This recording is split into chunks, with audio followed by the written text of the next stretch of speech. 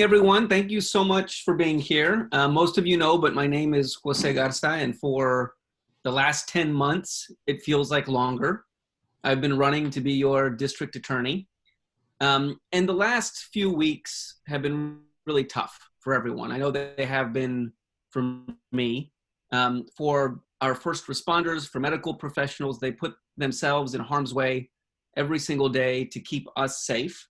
For survivors or people experiencing interpersonal violence, many of them can feel right now like their home is not safe while they are sheltering in place.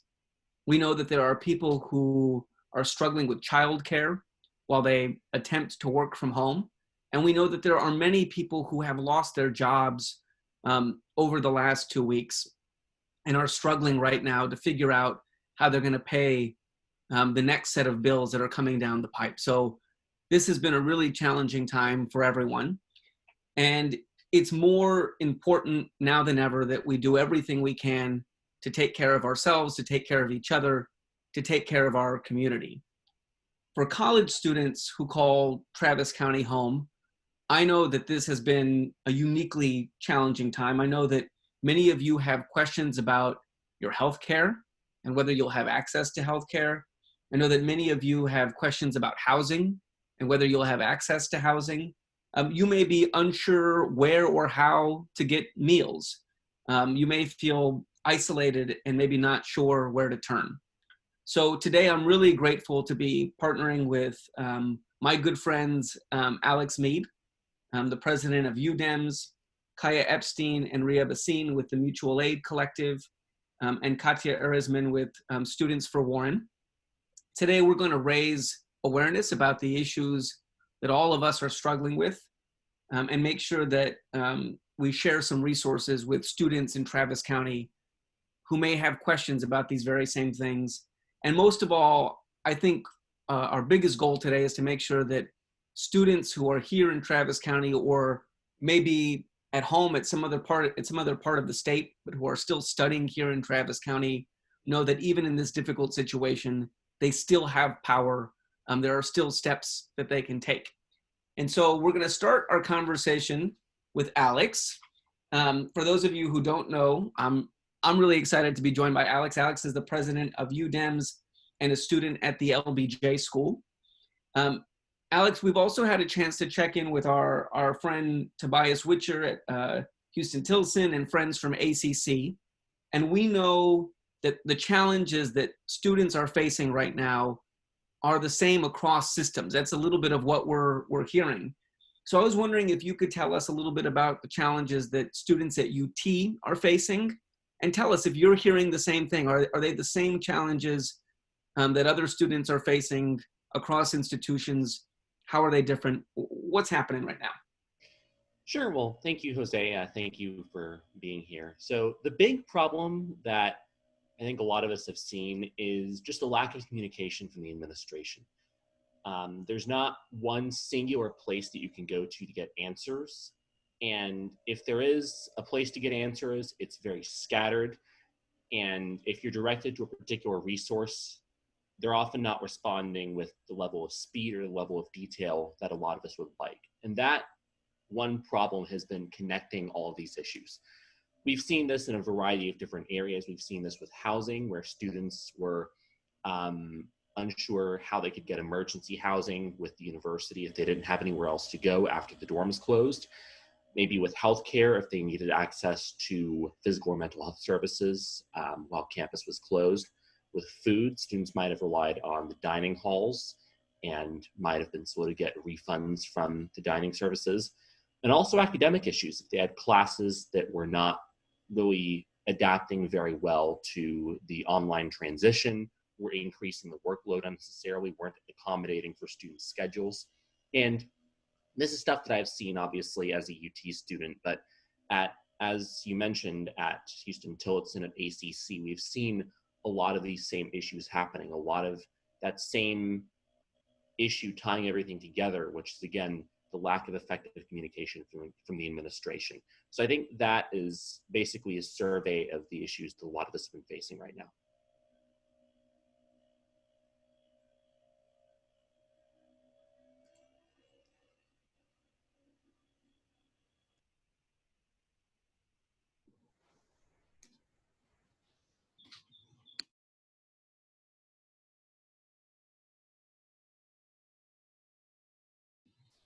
Jose, I don't think your mic is on. We can't hear you.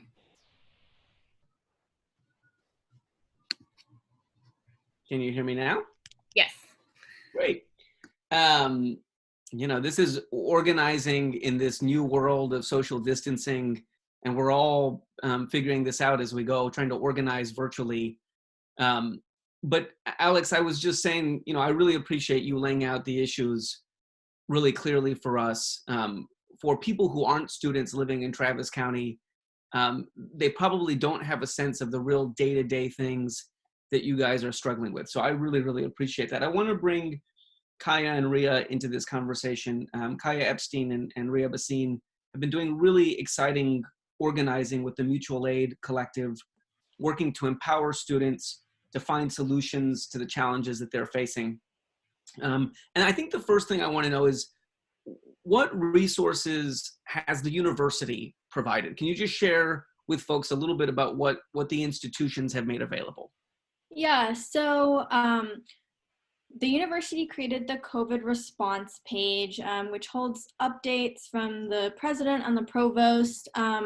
Unfortunately, like Alex said, communication has been very disjointed, and so that COVID response page actually doesn't have most of the physical resources that are available on it. As far as resources go, there's student emergency services who can provide like $300 to any student who qualifies, who's in extenuating circumstances. And then there's also the Student Emergency Fund, which depending on what circumstances you need, depending on what resources you need, you can apply to get food, rent money, technology, gas money. There's a whole range of things you can apply for, and depending on your circumstances, you get a certain amount of money.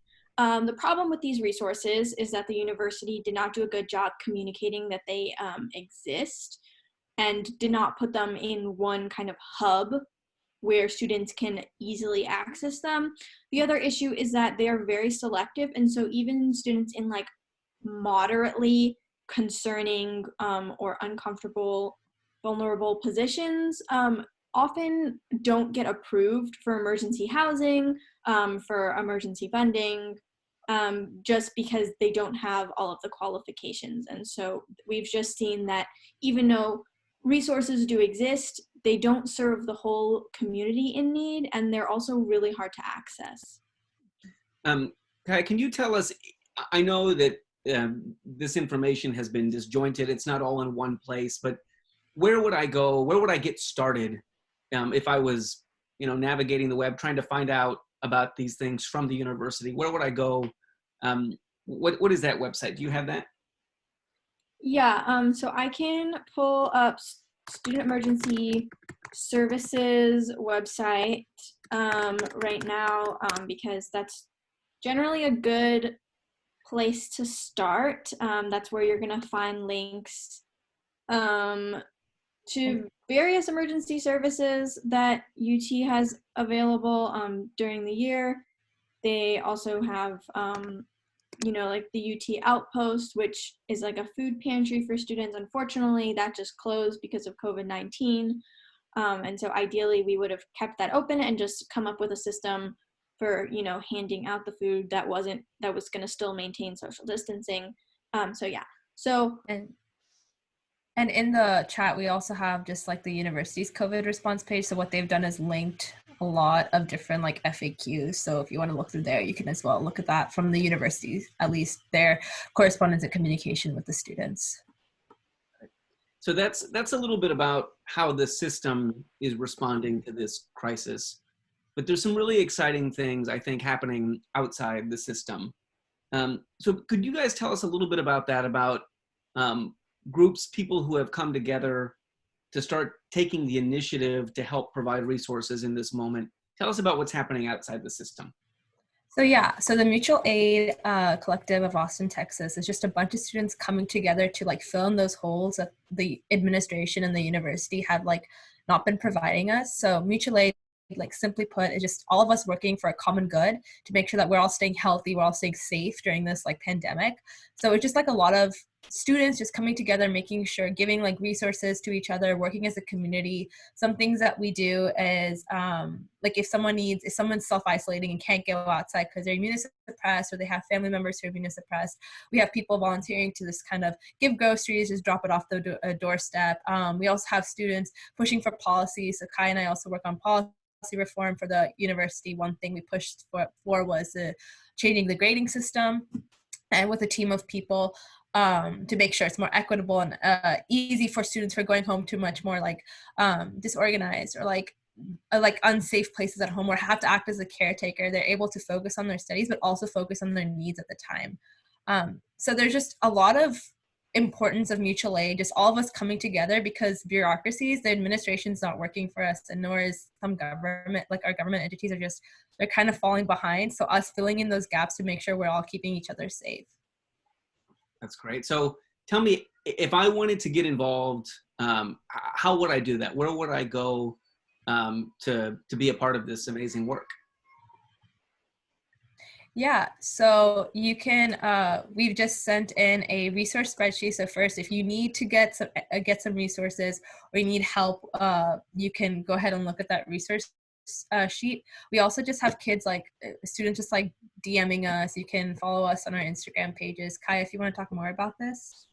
Yeah, so we also just put the link tree in the chat, and it will take you to a page where you can either request or like sign up to provide resources. Like Ria said, we've had a lot of students and individuals in the community just DM our Twitter, which is Mutual Aid, I think it's Mutual Aid ATX on Twitter, and Mutual Aid ATX on Facebook and Instagram. I think they're all the same. And so just basically, if you have resources to give, if you are able to help like prepare food and deliver it to people, if you're able to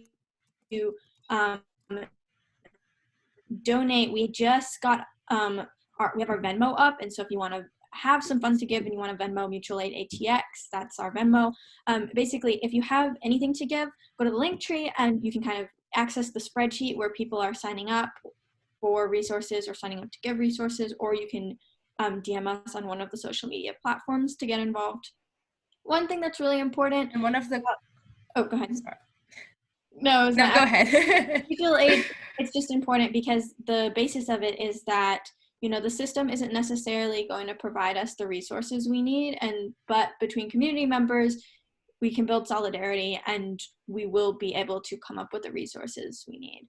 Mm-hmm. And one thing else I want to point out, if you don't have like time or money or money to give, or, you know, you just can't leave your house right now, a cool thing that we're doing is like these Instagram live sessions where you can just donate your talent and like kind of showcase your talent, talk about like giving tutorials. Like one person gave tutorials about like baking, or like they did like someone was planning to do like other like wine times, things like that. Something just to like make us feel like calm and like, you know, together in this, and you know, as a community. So you can, you know, try to do a live session on Instagram. So there's just a bunch of things you can do with us just to make sure that we're all feeling together and we're working together to like survive and like get through this pandemic.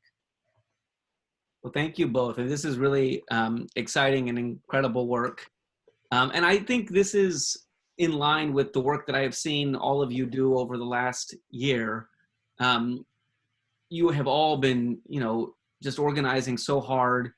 And it's because we know that when moments like this come, you know, that we really are the people we have been waiting for, and that if we pull together, we have the power to fix the situation that we're in. Obviously, the government has an important role to play, and we need them to. The university has an important role to play, and we need them to. But we have power and agency in this moment too. I want to bring Katya into this conversation, and I was really grateful that I had the opportunity to get to know Katya this last school year through her leadership, organizing with Students for Warren. And Katya, I'm really grateful for all of the amazing organizing you have done, and that you've taken some time to be with us here a little bit. We have talked a little bit about the way that students are organizing to meet their everyday needs. And we also talked a little bit about some of the policy work that has been happening. And one of the things that crises like these really lay bare is how much systems work is necessary, how much policy change is necessary. So for people who may be tuning in to check this out, they want to know how they can get help they need right now. They want to know how they can help others right now. And I'm sure a lot of them want to know how they can get involved to change some of the systems and structures that led us to this place to begin with. I wonder if you could share opportunities that may be available right now for people to engage in. Yeah. Also, to reiterate what everybody else has said, thank you for bringing us in and to allow for a space for student resource sharing to happen. I think there are three kind of main ways that people can get involved, and organizing is kind of happening around this issue, like you said, with kind of the structural changes that are happening. One, just to reiterate, the Mutual Aid Collective, not only do they have like the resources they're providing with the like independent network sharing, but their social media is a great jumping off point for getting access to the way that other groups are organizing right now. For instance, with the Undocumented Students Fund, Pay It Forward ATX providing help for financial services, paying bills, housing issues, etc. And so their social media is a great place to go to for access to organizing initiatives that are happening in the community. So I would plug that before other things. But I think the two other ways that there are kind of structural policy changes that can happen independently from our own rooms, aside from, of course, getting involved with campaigns like yours, would be the Texas Civil Rights Project has created a push campaign to demand emergency infrastructure change for the election systems that are happening right now. Because, of course, the July runoff elections are happening, and we do not have the election infrastructure to be able to handle that right now. Students being displaced because of the horrific pandemic that's happening means that they don't have access to mail-in ballots the same way that they should, given the extenuating circumstances. And so there has been a demand for the Secretary of State to create emergency election infrastructure changes to allow for equitable and accessible voting rights for the state of Texas. And I can drop the link in the chat right now for you to be able to go and get involved with that, where they have sent a demand letter with 20 other state and national organizations calling for that change. But the really awesome thing is that it allows for anybody from the comfort of our own bedrooms to go and send an email to the Secretary of State asking for that change to be made on our own accord as well. So that is one other way that people can get involved. The last is, like, I guess the census is of course happening right now, which is bizarre because of the mass amount of displacement that is happening. But especially regarding student resources, one thing that's incredibly important to share is that even if we aren't at our current or typical like campus housing situations that we would be on April 1st if the pandemic wasn't happening, we need to be filling out the census, encouraging our friends to fill out the census at our campus address, even if we are not currently living there right now, because that's how we would be if there wasn't the circumstances going on. So it's imperative that we remind our parents, if we are home, not to fill us out underneath their housing address for the census, that we tell our friends to fill out the address of their college apartment or house for the census. So that way, if we are disappointed in the way that representation is happening and we want the alignment of our districts to be fixed, we want better resources and funding to be provided to our community, God forbid this ever happens again, that representation is able to happen and we're able to have it be equitable. And so filling out the census with the bizarre college circumstances is absolutely important. Katya, thank you so much. And I want to, I'm just really grateful to all of you. Thank you, Alex. Thank you, Kaya. Thank you, Ria. Thank you, Katya, for partnering to have this important conversation. I saw over this last year the incredible organizing all of you did, whether it was to address sexual harassment on campus, whether it was to make sure that the response and resources to students during the COVID-19 crisis are what you deserve. And I'm just really humbled to be able to partner with you. I'm impressed every day by all of you and just honored to be able to work alongside you. And I know that all of you know that we all have an incredible responsibility to stop the spread of this virus. And that means sheltering in place whenever we can and proactively supporting students, friends, classmates, neighbors who need assistance with rent, food, and other essentials.